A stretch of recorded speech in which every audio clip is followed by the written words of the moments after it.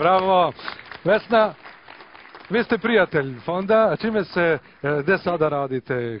Ja sam nastavnik veština na Akademiji umetnosti u Novom Sadu, predajem metodiku solo pevanja. Gorane, vi ste korisnik bili ove stipendije. Ja sam bio korisnik, ja sam operski pevač po vokaciji, inače predajem na Akademiji umetnosti na dramskom odseku, što kažem, podučavam glumce da pevaju. Eto, odlično. Koliko uspešno i neuspešno, to mogu naši studenti da kažu. A vi aplauzom kažete kako su ne otpevali. Hvala vam mnogo što ste danas tu. Hvala. I sada da